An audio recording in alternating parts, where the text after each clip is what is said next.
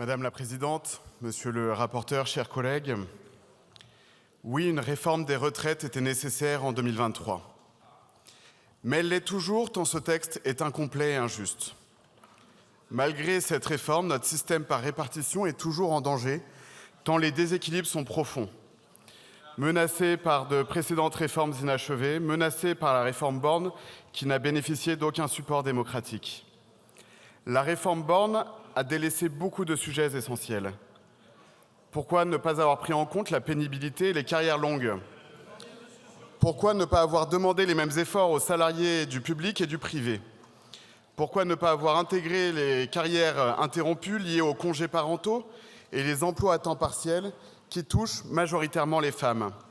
Les femmes qui subissent injustement un double sacrifice alors que l'effondrement de la natalité est une menace majeure pour la pérennité des retraites. Le groupe Rassemblement national a raison d'ouvrir l'inventaire de l'injustice sociale de cette réforme. Injustice, mais aussi inefficacité. Malgré cette réforme, notre système de retraite reste déficitaire et son déficit va continuer à se creuser. Cette réforme n'a en rien réglé l'équilibre du système. Elle se montre incapable de résorber l'impact financier d'un déséquilibre démographique devenu trop important. En effet, on compte aujourd'hui 1,7 actifs cotisants pour un retraité contre 4,25 pour un en 1965. C'est notre démographie vieillissante qui met en péril le système et empêche un retour à la mesure d'âge. C'est pour toutes ces raisons que nous ne pourrons pas revenir en arrière sur la mesure d'âge. Ça n'est pas opportun. Les prévisions financières pessimistes du système de retraite nécessitent un changement de paradigme. Les dépenses de retraite ont atteint 14,4% du PIB en France contre 11% en moyenne en Europe.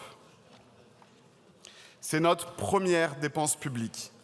Si rien n'est fait pour sauver le régime, la sous-indexation et les baisses de pensions menacent le pouvoir d'achat des retraités. Le gouvernement Barnier n'a d'ailleurs pas attendu un an pour sous-indexer les retraites. C'est dire ô combien cette réforme était incomplète et inefficace, rendant ce débat pertinent. Le système par répartition classique, comme il a été pensé, est devenu caduc.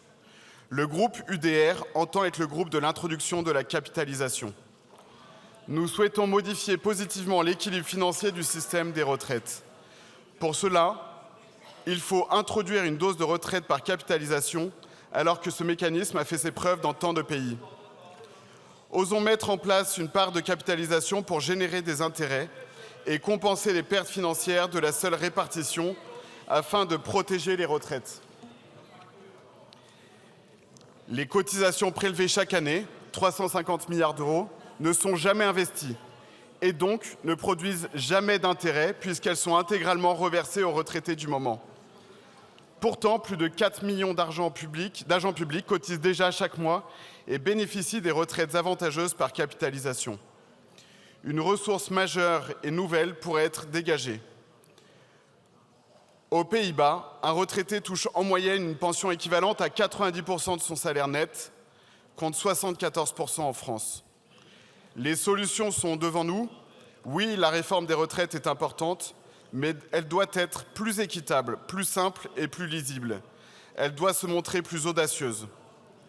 Enfin, n'oublions pas que sans soutien accru à la natalité pour inverser la baisse préoccupante des naissances, aucune réforme ne pourra compenser durablement le manque de cotisants.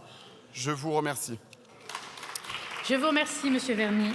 Et dernier orateur de la discussion générale, la parole est à Monsieur Aurélien Pradier.